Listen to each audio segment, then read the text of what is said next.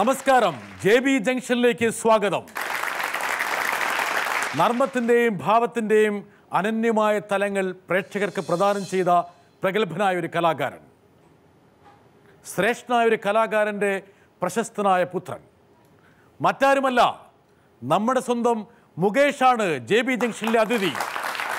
പൂക്കാലം വന്നു, പൂക്കാലം തേനുണ്ടോ, തുള്ളിത്തേനുണ്ടോ? മുകേഷേ, JB ജംഗ്ഷനിലേക്ക് സ്വാഗതം. Thank you. ഒരുപാട് പേരെ വധിക്കുന്ന ഒരാളാണ് മുകേഷ്. ഒരിക്കലുമല്ല. ആദ്യം തന്നെ കള്ളം പറഞ്ഞു തുടങ്ങിയ. ഞാൻ ആരെയും വധിക്കത്തില്ല. വധിക്കാന്ന് പറഞ്ഞാൽ കൊല്ലുക എന്നുള്ള അർത്ഥമല്ല. അല്ല, അവരുടെ അനുവാദത്തോടു കൂടി മാത്രമേ നമ്മൾ ഒരു തമാശ പറയാൻ പാടുള്ളൂ എന്ന് വിശ്വസിക്കുന്ന ആളാണ് ഞാൻ. നമ്മളെപ്പോഴും പറയും, അയാൾ കൂടെ ഉണ്ടായിരുന്നെങ്കിൽ മറ്റേ കാര്യം പറയാമായിരുന്നു. അപ്പോൾ അതെന്താണെന്ന് ചോദിക്കുമ്പോൾ പറയും, അയാളില്ലല്ലോ, പറയണ്ട. എന്നിട്ട് അവർ നിർബന്ധിക്കും. അപ്പോൾ പിന്നെ മുകേഷ് പറയും, നിങ്ങൾ നിർബന്ധം സഹിക്കുക, വേണം കുറച്ച് പറയാം എന്ന് പറയും. പക്ഷെ അയാൾ അറിയരുത്.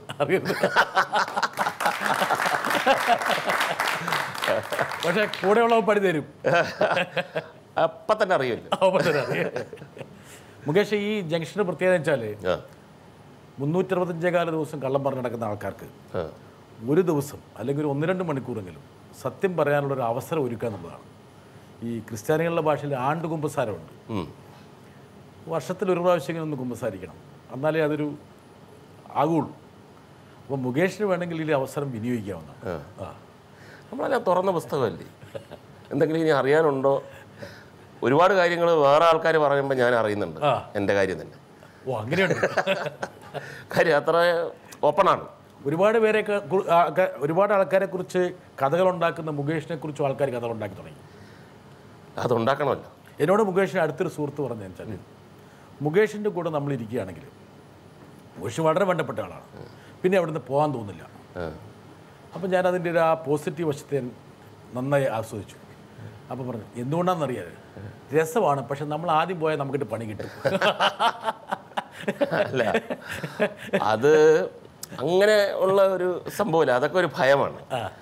ഇപ്പോൾ തിരുവനന്തപുരത്ത് ആ ഒരു സ്ഥലത്താണ് ഞാനിങ്ങനെ ഈ സിനിമയിൽ വന്ന് പിച്ച വെച്ച് വന്നത്, ആ ഒരു ഗ്രൂപ്പ്. അപ്പം അമൃത ഹോട്ടലായിരുന്നു നമ്മളുടെയൊക്കെ ഒരു ആസ്ഥാനം. അപ്പോൾ അവിടെ നിന്ന് സംസാരിച്ചിങ്ങനെ മണിക്കൂറുകളോളം സംസാരിക്കുമ്പോൾ ഇടയ്ക്ക് ഞാൻ പറയും, അതെ എനിക്കൊന്ന് മൂത്രം ഒഴിക്കാൻ പോകണം, നീ പോടെ. അല്ല, ഞാൻ 1 മിനിറ്റിനകം വരാം, നീ പോ. അല്ല, അതിനിടയ്ക്ക് വെച്ച് എന്നെ പറ്റി ഒന്നും പറയുന്നു. കാര്യം അങ്ങനെ ഉള്ള ഒരു ഈ തീയിൽ കുരുത്തത് ആണ് നമ്മളൊക്കെ. കാര്യം ഏത് നിമിഷവും ഒരുപാട് പേര് എന്നോട് സിനിമയിൽ തന്നെ വരുന്ന പുതിയ കുട്ടികൾ, പ്രത്യേകിച്ച് ആൺകുട്ടികളും പെൺകുട്ടികളും പരാതി പറയുന്നു.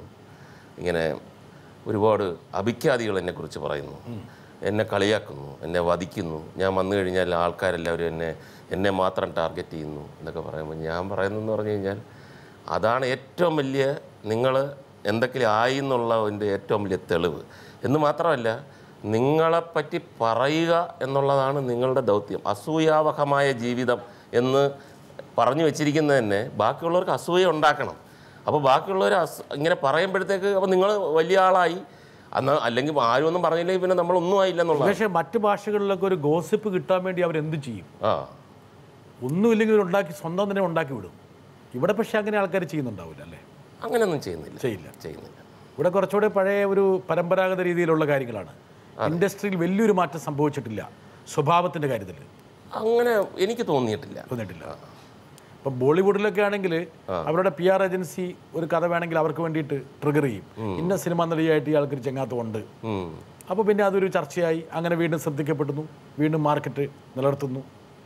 അല്ല, അത് നമ്മുടെ 2 സംസ്കാരങ്ങൾ തമ്മിലുള്ള 2 വീക്ഷണങ്ങൾ തമ്മിലുള്ള ഒരു ഇതായിരിക്കും, വ്യത്യാസം. മുകേഷിനെ ഞാൻ കാണാൻ തുടങ്ങിയിട്ട്, സിനിമയിലൂടെ കാണാൻ തുടങ്ങിയിട്ട് തന്നെ 3 പതിറ്റാണ്ടായിട്ടില്ലേ? 32 കൊല്ലമായി. 32 വർഷമായി. അത് വെച്ചിട്ട് ഇനി മുകേഷിൻ്റെ പ്രായം നിങ്ങൾ കണക്കൂട്ടിയെടുക്കരുത് കേട്ടോ. അത് വലിയൊരു പാരയായിട്ടിരിക്കുകയാണ് ഈ 32. ഈ നമ്മളുടെ ഒരു ഇതെന്ന് പറഞ്ഞു കഴിഞ്ഞാൽ കൂടുതൽ കൊല്ലം, അല്ലെങ്കിൽ കൂടുതൽ ചിത്രങ്ങൾ, കൂടുതൽ ലളിതമായിട്ട് പറഞ്ഞു കഴിഞ്ഞാൽ കൂടുതൽ ആളുകളെ രസിപ്പിക്കുകയും സന്തോഷിപ്പിക്കുകയും കൂടുതൽ കാലം അങ്ങനെ ഒരു ടാർഗറ്റൊക്കെ ആയിരുന്നു. പക്ഷെ അത് ഇടയ്ക്ക് ചിലപ്പോൾ പാരയായിട്ട് വരും. ഇവൻ കുറേ കാലമായല്ലോ, അപ്പോൾ ഇവന് നല്ല പ്രായം കാണും. പ്രായത്തിൻ്റെതല്ല, നമ്മളുടെ പ്രായമൊക്കെ മനസ്സിൻ്റെ അവസ്ഥയല്ലേ. അപ്പോൾ ചുമ്മാ ഒരു യാത്രയിൽ ആരാണെന്ന് ഞാൻ പറയുന്നില്ല, പറയരുത്. ഒരു പുതിയ പെൺകുട്ടിയാണ്, ഒരു അമ്മയുണ്ട്. അപ്പം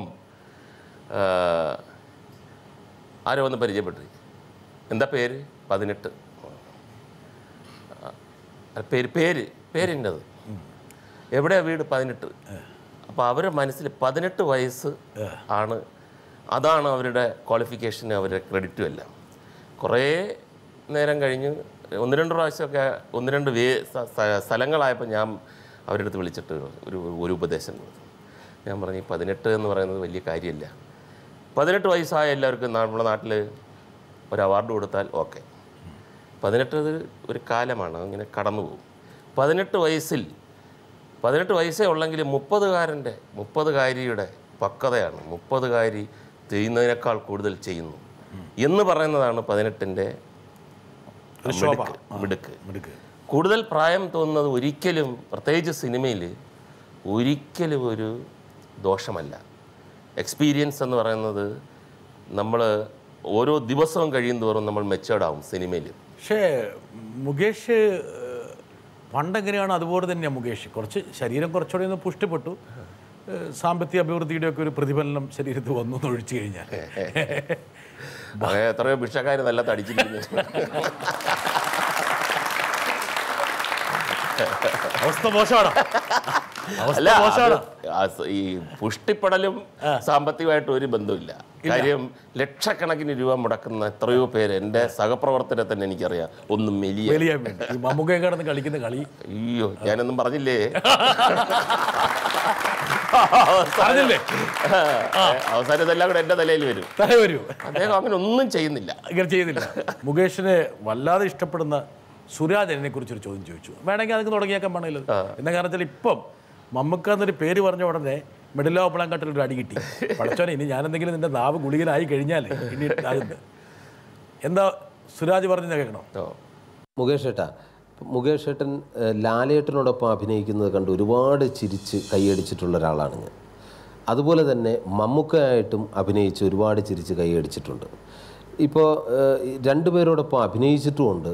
രണ്ടുപേരുമായിട്ട് നല്ല വ്യക്തിബന്ധമാണ്, നല്ല സൗഹൃദം സൂക്ഷിക്കുന്ന ഒരാളാണ്.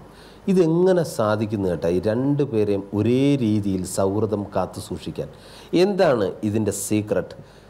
വിരോധമില്ലെങ്കിൽ എനിക്ക് കൂടി ഒന്ന് പറഞ്ഞു തരുമോ?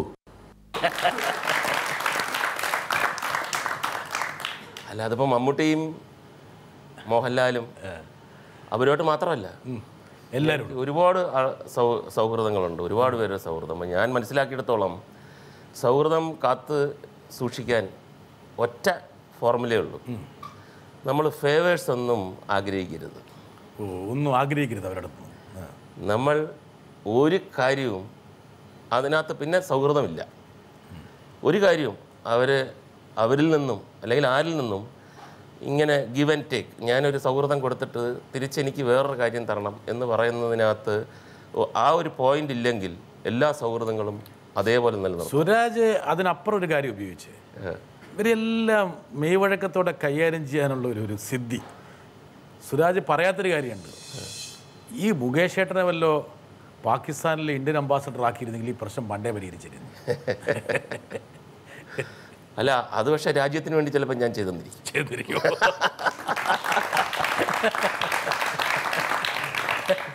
നയചാതുര്യം ഇത് പണ്ടേ ഉള്ളതാണോ മുകേഷ്?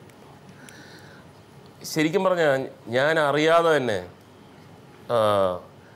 അങ്ങനെ ഒരു കഴിവ് വേറെ ആൾക്കാർ കണ്ടുപിടിച്ചിട്ടുണ്ട്. അപ്പോൾ ഇപ്പോഴൊക്കെ എന്ന് പറഞ്ഞാൽ പിന്നെ സിനിമയിൽ അഭിനയിച്ചു, അല്ലെങ്കിൽ എന്തെങ്കിലുമൊക്കെ ലോകപരിചയവും അങ്ങനെ എക്സ്പീരിയൻസ് എന്നൊക്കെ പറയാം. ഞാൻ കോളേജിൽ പഠിച്ചുകൊണ്ടിരിക്കുന്ന സമയത്ത് എൻ്റെ ഒരു സുഹൃത്ത് എന്നോട് വന്ന് പറഞ്ഞു, എനിക്കൊരു ഉപകാരം ചെയ്യണം. ഞാൻ ചോദിച്ചാൽ എന്താണ്? ഞാനൊരു പെൺകുട്ടിയുമായി പ്രേമത്തിലാണ്. അവൾ അന്യജാതിക്കാരിയാണ്, അവൾ ഹിന്ദു, ഞാൻ മുസ്ലിമാണ്. അപ്പം എനിക്ക് ഭയങ്കര ഇഷ്ടമാണ്. പക്ഷേ വിവാഹം ഞാൻ വിളിച്ചാൽ വരും, പക്ഷേ എനിക്ക് ഞാൻ എന്ത് ചെയ്യണമെന്ന് എനിക്ക് അറിഞ്ഞൂടാ.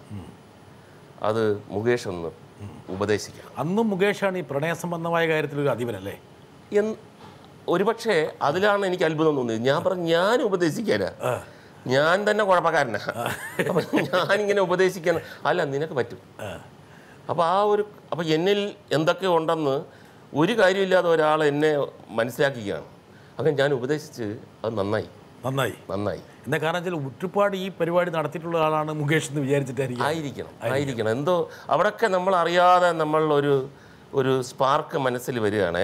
ഇങ്ങനൊരു വിശ്വാസം വരുമ്പോഴത്തേക്ക് കൊള്ളാമല്ലോ എന്ന് പറയുമ്പോൾ നമ്മൾ ആധികാരികമായിട്ട് അതിനെപ്പറ്റി ചിന്തിക്കാനും പറയാനും ഒക്കെ ഒരു തോന്നൽ വരും. മുകേഷ്, 2 വലിയ കലാകാരന്മാരുടെ, ഒരു കലാകാരൻ്റെയും കലാകാരിയുടെയും മകൻ ശ്രീ ഒ മാധവൻ, ഒരുപക്ഷെ കേരളത്തിൽ ഇന്നും ആൾക്കാർ സ്മരിക്കുന്ന ഒരുപാട് നല്ല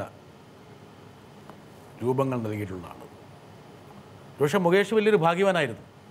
ഒരു കലാകുടുംബത്തിൽ ജനിക്കുന്നു, ഒരുപാട് കലാകാരന്മാരുമായിട്ടും സഹൃദയമായിട്ടും ബന്ധപ്പെടാനുള്ളൊരു അവസരം. അതൊരു ഭാഗ്യമല്ലേ? തീർച്ചയായിട്ടും. ഞാൻ എപ്പോഴും ചിന്തിക്കുകയും പറയുകയും ചെയ്യുന്ന ഒരു കാര്യമാണ്. അതൊരു മഹാഭാഗ്യമാണ്. കാര്യം കാളിദാസ കലാകേന്ദ്രം എന്നൊരു നാടക സംഘം അച്ഛനും അമ്മയും അതിനകത്ത് പ്രവർത്തിക്കുന്നു. ആ കാലഘട്ടത്തിൽ ഞാനൊക്കെ വളർന്നു വരുന്ന കാലഘട്ടത്തിൽ രാഷ്ട്രീയ, സാമൂഹ്യ, സാംസ്കാരിക, കലാ മേഖലകളിലുള്ള ആരും കൊല്ലം വഴി പാസ് ചെയ്ത് കഴിഞ്ഞാൽ ഞങ്ങളുടെ കാളിദാസ കലാകേന്ദ്രത്തിലും വരും, ഞങ്ങളുടെ വീട്ടിലും വരും. ഒരു സ്റ്റോപ്പ് ഓവറാണ്. ഒരു സ്റ്റോപ്പ് ഓവറാണ്. അപ്പോൾ അങ്ങനെയുള്ളൊരു ഈ നാടകമായിട്ട് ബന്ധമില്ലാത്ത ആൾക്കാർ പോലും അവിടെ വരും. പിന്നെ ഫൈനൽ റിഹേഴ്സലിന് വരും, നാടക ഉദ്ഘാടനത്തിന് വരും. അപ്പോൾ ഇവരെല്ലാവരുടെയും സ്നേഹ ലാളന എന്ന് പറഞ്ഞാൽ ലാളനയും ശാസനയും പല ഘട്ടങ്ങളിലായിട്ട് എനിക്ക് കിട്ടിയിട്ടുണ്ട്. അപ്പോൾ അന്നൊക്കെ അതിനകത്ത് സന്തോഷവും സങ്കടമൊക്കെ അന്ന് വന്നെങ്കിലും പിൽക്കാലത്ത് തിരിഞ്ഞു നോക്കുമ്പം അതെല്ലാം നമ്മുടെ ജീവിതത്തിനെ അല്ലെങ്കിൽ സ്വഭാവത്തെ കെട്ടിപ്പടുത്താൻ സഹായിച്ചു എന്ന് നമ്മൾ. അച്ഛൻ പക്ഷേ വലിയ കർക്കശക്കാരനൊന്നും ആയിരുന്നില്ല അല്ലേ? കർക്കശക്കാരൻ എന്ന് പറഞ്ഞാൽ ആ തലമുറയിലെ ഒരച്ഛനാണ്. കാര്യം വീട്ടിലങ്ങനെ വലിയൊരു ജോവിയലോ അല്ലെങ്കിലോ, പുറത്ത് ഭയങ്കര സഹായവും ഭയങ്കര സന്തോഷവും ഇതൊക്കെ. വീട്ടിൽ വന്നു കഴിഞ്ഞാൽ പ്രത്യേകിച്ച് ഞങ്ങൾ 3 പേര്, എനിക്ക് 2 സഹോദരിമാരാണുള്ളത്, സന്ധ്യയും ജയശ്രീയും.